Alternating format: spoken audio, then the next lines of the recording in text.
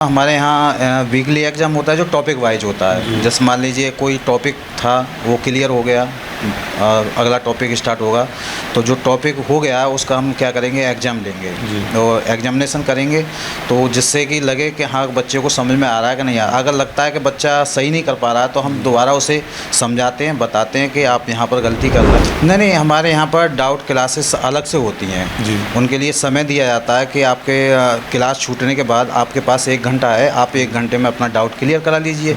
जो पढ़ा रहे हैं जो टीचर, उनसे आप क्लियर कराइए। सर क्योंकि एक्स्ट्रा क्लासेस लगाकर हम उसका सिलेबस पूरा करा देते हैं और न्यू बैच कोई स्टार्ट होता है तो हम जो छूट जाता है तो उस बच्चे को वहाँ ले लेते हैं कि न्यू बैच में आ जाइए। जो न्यू बैच स्टार्ट होता है तो उसमें पूरा करा देते हैं।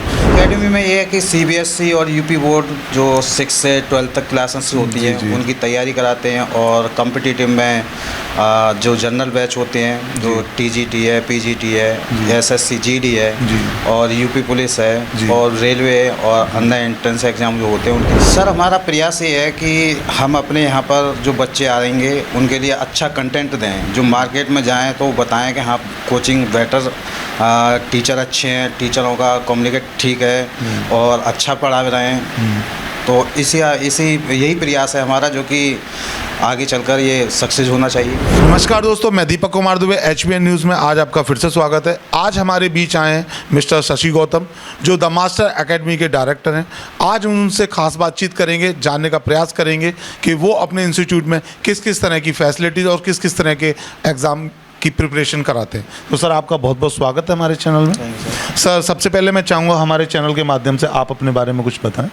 सर मेरा नाम शशि गौतम है, द मास्टर्स एकेडमी के डायरेक्टर हैं और हमने अभी 1 साल पहले ये कोचिंग ओपन की थी। तो सर सबसे पहला मेरा सवाल आपसे ये है कि नॉर्मली कि हर इंस्टीट्यूट में अपनी अलग अलग एजुकेशन होती है, तो मास्टर एकेडमी में आप किस टाइप की एजुकेशन प्रोवाइड कराते हैं? सर हमारे यहाँ पर एकेडमी चलता है, एकेडमी और एंट्रेंस एग्ज़ाम होते हैं, जैसे एसएससी जीडी है, जनरल एग्ज़ाम जो होते हैं, यूपी पुलिस है और यूपी टीजीटी और पीजीटी वगैरह हैं, ये सारे एग्ज़ाम होते हैं हमारे यहाँ पर। सर नॉर्मली क्या होता है कि बहुत सारे इंस्टीट्यूट हैं जो एंट्रेंस एग्ज़ाम की तैयारी या पुलिस की तैयारी या नॉर्मल एकेडमिक की, बहुत सारे इंस्टीट्यूट हैं जो कराते हैं। हर गली नुक्कड़ पे एक इंस्टीट्यूट आपको मिल जाएगा, तो लोग द मास्टर एकेडमिक ही क्यों चूज़ करें सर? सर हमारा प्रयास ये है कि हम अपने यहाँ पर जो बच्चे आएंगे उनके लिए अच्छा कंटेंट दें, जो मार्केट में जाएँ तो बताएं कि हाँ कोचिंग बेटर, टीचर अच्छे हैं, टीचरों का कम्युनिकेट ठीक है और अच्छा पढ़ा रहे हैं। तो यही प्रयास है हमारा जो कि आगे चलकर ये सक्सेस होना चाहिए। सर देखिए वैसे क्या होता है कि नॉर्मली हम किसी इंस्टीट्यूट में जाते हैं तो देखते हैं कि बच्चों की भीड़ लगी हुई है। एक बैच में 50-50, 60-60 बच्चे होते हैं, तो बच्चे ना तो अपनी एजुकेशन को प्रिपेयर कर पाते हैं, ना ही फैकल्टी बच्चे तक पहुंच पाती है। तो नतीजा ये होता है या तो उनका रिजल्ट ख़राब होता है या बच्चे स्विच कर जाते हैं। तो आपके द मास्टर एकेडमी के अंदर आप एक बैच में कितनी स्ट्रेंथ रखते हैं सर? सर हमारे यहाँ मैक्सिमम लगभग 45 बच्चों की क्लास है जी, और हम उतने ही बच्चे रखते हैं जो कि टीचरों का, बच्चों का कम्युनिकेट ठीक हो जाए। मतलब बात कोई समस्या है तो टीचर को आकर बताए, टीचर उससे पूछे। और ज़्यादा भीड़ होती है तो वहाँ टीचर का कोई इतना संवाद नहीं रहता बिल्कुल स्टूडेंट से। तो हमारा प्रयास यही है कि संवाद ठीक ठाक होना चाहिए। अगर संवाद ठीक ठाक है तो इसका मतलब ये है कि वो स्टूडेंट अच्छा कर जाएगा। सर जैसे कि आपने बताया कि आप एकेडमिक कराते हैं, एंट्रेंस कराते हैं यूपी, तो एकेडमिक में आप क्या क्या प्रोवाइड करते हैं? एकेडमी में ये है कि सीबीएसई और यूपी बोर्ड जो 6 से 12 तक क्लासेस होती हैं उनकी तैयारी कराते हैं और कॉम्पिटिटिव में जो जनरल बैच होते हैं, जो टीजीटी है, पीजीटी है, एसएससी जीडी है और यूपी पुलिस है और रेलवे और अन्य एंट्रेंस एग्ज़ाम जो होते हैं उनकी तैयारी कराते हैं। एंट्रेंस में सर आप AMU, जामिया इन सब की भी प्रिपरेशन कराते हैं, तो सर उसका लेवल क्या लेके चलते हैं? नॉर्मली क्या होता है कि हम और इंस्टीट्यूट में देखते हैं कि मेन करा देते हैं, लेकिन जब एग्ज़ाम में बच्चा जाता है तो उसको वहाँ पे सब कुछ गायब मिलता है। बाद में ये आ जाता है कि बच्चे ने प्रिपरेशन नहीं की। लेकिन आप किस लेवल से एंट्रेंस की प्रिपरेशन? सर हमारा ये है कि हमारा कराने का उद्देश्य ये है, बेस मजबूत होना चाहिए। हम बेस उसका मजबूत कराते हैं, जिससे बेस मजबूत हो जाए तो उसकी कोई दिक्कत नहीं आएगी। फिर एग्ज़ाम में बैठेगा तो आसानी से क्वेश्चन कर ले जाएगा वो व्यक्ति। सर देखा जाता है कि बच्चे कभी कभी क्लास मिस कर जाते हैं, कभी किसी कोई बीमार हो गया या कोई प्रॉब्लम हो गई, फैमिली में कोई फंक्शन हो गया तो क्लास मिस हो जाती है 2 या 3 दिन की, तो उस कंडीशन में उसका जो सिलेबस है वो वहाँ से छूट जाता है। तो क्या आपके इंस्टीट्यूट के अंदर फिर से उसको रिकवर कराया जाता है या उसको वहीं ड्रॉप कर दिया जाता है? नहीं, ऐसा होता है सर, क्योंकि एक्स्ट्रा क्लासेस लगाकर हम उसका सिलेबस पूरा करा देते हैं। और न्यू बैच कोई स्टार्ट होता है तो हम जो छूट जाता है तो उस बच्चे को वहाँ ले लेते हैं कि न्यू बैच में आ जाइए। जो न्यू बैच स्टार्ट होता है तो उसमें पूरा करा देते हैं। सर देखा जाता है कि बहुत सारे बच्चों को, ख़ासतौर से मैं एंट्रेंस वाले बच्चों को बात करूं या आपके यूपी पुलिस या और तैयारियों की बात करूं, तो वहाँ पे बच्चों के डाउट्स बहुत सारे होते हैं। और कभी कभी ऐसा होता है कि शर्म की वजह से या किसी वजह से या बच्चों की वजह से वो अपने डाउट्स टीचर्स के साथ या फैकल्टी के साथ क्लियर नहीं कर पाते हैं। तो क्या आपने कुछ उनका अलग से सेशन रखा हुआ है डाउट क्लासेस का, या किसी तरीके से या बच्चों तक आप पहुंच नहीं पाते? नहीं, हमारे यहाँ पर डाउट क्लासेस अलग से होती हैं जी। उनके लिए समय दिया जाता है कि आपके क्लास छूटने के बाद आपके पास 1 घंटा है, आप 1 घंटे में अपना डाउट क्लियर करा लीजिए। जो पढ़ा रहे हैं जो टीचर, उनसे आप क्लियर कराइए। सर मैंने बहुत से इंस्टीट्यूट में देखा भी है कि डाउट क्लासेस का वो एक डे रख देते हैं। जैसे कि काफ़ी इंस्टीट्यूट में मैं गया भी हूँ, कभी मैंने सर्वे भी किया है, तो मैंने देखा है कि वहाँ एक चैनलाइज बना हुआ है, एक ग्राफ बना हुआ है, एक टेबल बना रखी है जिस पर डाउट की टेबल बना रखी है। किसी भी बच्चे को कोई प्रॉब्लम होती है, वहाँ एक फैकल्टी निर्धारित की हुई है, वो उसका डाउट क्लियर करती है। तो क्या अकेडमिक के अंदर भी आपकी इंस्टीट्यूट में भी ये सुविधा है? नहीं, ऐसा है कि हमारे यहाँ पर अलग से तो नहीं है, लेकिन ये है कि वो जो टीचर हैं, टीचर जो पढ़ाएंगे वही डाउट क्लियर कराएंगे। उनके लिए हमने समय मांग रखा है, उनसे आधा घंटे या 1 घंटे का हमने समय ले रखा है कि आप आधा 1 घंटे रुक जाइए, जिससे बच्चों की कोई डाउट है तो वो क्लियर हो जाते हैं। सर एक बहुत बड़ा सवाल आता है, ख़ास तौर से मैं बात करूं फीमेल्स के लिए और उन बच्चों के लिए जो अभी माइनर, मतलब छोटे बच्चों के लिए, फैमिली हो तो वो ये देखना पसंद करती है कि माहौल ठीक है या नहीं, उनके बच्चों के कोई समस्या तो नहीं होगी, बच्चों को कोई दिक्कत तो नहीं होगी। तो उसके लिए आपने कुछ प्रिपरेशन की हुई है अपने इंस्टीट्यूट में? सर उसके लिए ये है कि कोचिंग में जैसे सीसीटीवी कैमरे हैं और बहुत सारी अन्य चीज़ भी हैं, और उनके पेरेंट्स को विश्वास भी दिलाते हैं कि हमारे यहाँ पर ऐसी कोई चीज़ नहीं है, हम बच्चे से संवाद अच्छा रखते हैं। कोई भी क्वेरी, कोई भी समस्या होगी तो वो हमसे आके बात कर सकता है। सर नॉर्मली देखा जाता है कि जो सीबीएसई पैटर्न से पढ़ के आते हैं बच्चे या आईसीएसई से पढ़ के आ रहे हैं, तो उनका कम्युनिकेशन स्किल ठीक होता है। लेकिन मैं बात करूं अपने और पास देहात गांव कस्बे की, तो उनके कम्युनिकेशन में काफ़ी ज़्यादा प्रॉब्लम होती है। तो उनके लिए आपने कुछ कम्युनिकेशन क्लासेस का अरेंजमेंट किया होता है अपने इंस्टीट्यूट में?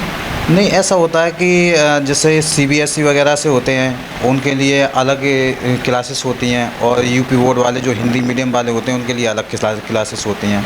अगर एक साथ कर लेते हैं तो वहाँ फिर सिस्टम ख़राब हो जाता है, क्योंकि इंग्लिश वालों को हिंदी समझ में नहीं आती और हिंदी वालों को इंग्लिश समझ में नहीं आती। सर क्योंकि आज की डेट में अगर हम देखें तो एंट्रेंस हो या किसी भी तरह का एग्जामिनेशन हो, तो उसमें जितने भी एग्ज़ाम आते हैं मोस्टली इंग्लिश में ही आते हैं आज की डेट में।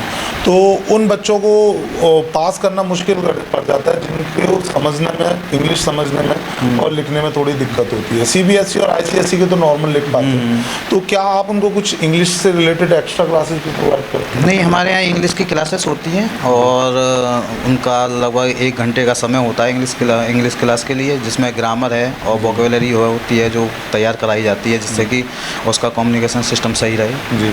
तो सर कुछ इंस्टीट्यूट में मैंने देखा है कि पीडी क्लासेस भी होती हैं पर्सनली डेवलपमेंट के लिए, तो क्या आपके इंस्टीट्यूट में वो फैसिलिटीज़ हैं? हाँ है जी। तो किस तरह से कराते हैं सर उनको? उनके लिए ऐसा होता है कि अलग टीचर हैं और वो समझाते हैं, बताते हैं, जिससे कि उनका जो पर्सनल डेवलप हो। तो सर देखा जाता है कि बच्चे का कितना प्रिपेयर हुआ, कितना आपने उसको पढ़ाया, कितना बच्चे ने ग्रिप किया, उसके लिए वीकली, मंथली कुछ एग्जामिनेशन होते हैं, तो आपके इंस्टीट्यूट में होते हैं सर? नहीं, हाँ, हमारे यहाँ वीकली एग्ज़ाम होता है जो टॉपिक वाइज होता है। जैसे मान लीजिए कोई टॉपिक था वो क्लियर हो गया, अगला टॉपिक स्टार्ट होगा, तो जो टॉपिक हो गया उसका हम क्या करेंगे, एग्ज़ाम लेंगे, तो एग्जामिनेशन करेंगे, तो जिससे कि लगे कि हाँ बच्चे को समझ में आ रहा है कि नहीं आ रहा। अगर लगता है कि बच्चा सही नहीं कर पा रहा है तो हम दोबारा उसे समझाते हैं, बताते हैं कि आप यहाँ पर गलती कर रहे हैं, आपको ये गलती नहीं करनी है। जी। सर नॉर्मली देखा जाता है कि जैसे अगर मैं बात करूं, कुछ कस्बे गांव के लोग होते हैं जो अफोर्ड नहीं कर पाते हैं, लेकिन बच्चे पढ़ने में अच्छे होते हैं, लेकिन अफोर्ड नहीं कर पाते हैं, तो वो बच्चे पिछड़े रह जाते हैं। और फिर उनके लिए कुछ गवर्नमेंट की तरफ से स्कीम भी निकली होती है कि स्कॉलरशिप एग्ज़ाम होगी। तो बहुत से इंस्टीट्यूट में मैं देखता हूँ कि स्कॉलरशिप एग्ज़ाम कराते हैं, बच्चों को फ्री एजुकेशन भी देते हैं जो क्वालिफायर बच्चे हैं। तो क्या आपके इंस्टीट्यूट में ये फैसिलिटी अवेलेबल है कि आप स्कॉलरशिप एग्ज़ाम करा के उन बच्चों को वो फैसिलिटी प्रोवाइड करा सकें जो वो लेना चाहते हैं? नहीं सर, ऐसा है कि द मास्टर्स अकेडमी का उद्देश्य यही है, जो बच्चे फाइनेंशियल से थोड़ा कमज़ोर होते हैं और हम उनके लिए प्रयास भी करते हैं कि वो आएँ, अपनी समस्याओं को बताएं कि ये समस्याएं हैं, तो हम उनके लिए पूरा काम करेंगे जिससे कि उनका एजुकेशन छूटे ना। हाँ। सर नॉर्मली क्या होता है कि एक अच्छी फैकल्टी एक बच्चे को बहुत अच्छा, स्टूडेंट को बहुत ऊपर तक ले जा सकती है, और एक फैकल्टी बच्चे को डाउन कर सकती है। फैकल्टी का बहुत बड़ा रोल होता है। ठीक है, तो आपके इंस्टीट्यूट में फैकल्टी हायर करने का क्या क्राइटेरिया है सर? हमारे यहाँ पर फैकल्टी जो आती है, पहले उसका हम डेमो लेते हैं जी। डेमो लेने के बाद जब डिसाइड करते हैं कि हाँ ये बेटर है कि नहीं है, और उनका एजुकेशन कैसा रहा है, उनका अनुभव कितना है, वो सारा क्राइटेरिया देखा जाता है। जब उनको लिया जाता है, फिर बच्चों के साथ डेमो कराया जाता है। बच्चे जब एग्री हो जाते हैं तो हम टीचर को हायर कर लेते हैं। जी सर, मैं चाहता हूँ एक बार आप हमारे चैनल के माध्यम से उन बच्चों के लिए जो अपना रास्ता से, पढ़ाई के रास्ते से अलग हट जाते हैं और कुछ नेगेटिव एक्टिविटीज़ में चले जाते हैं, मैं चाहता हूँ एक सोशल मैसेज आप बच्चों को दें ताकि बच्चे उस रास्ते से हट के एक सही रास्ते का चुनाव करें और अपने जीवन को सफल बनाएं। बच्चों का ये है कि अपना सोशल मीडिया से थोड़ा दूर रहें। अगर पढ़ रहे हैं तो पहले पढ़ाई पे ध्यान दें और अपना मार्ग अच्छा तय कर लें कि हमें कहाँ जाना है, क्या करना है, क्या नहीं करना। कुछ बच्चे ऐसे होते हैं कि पढ़ते रहते हैं, वो अपना मार्ग नहीं बना पाते।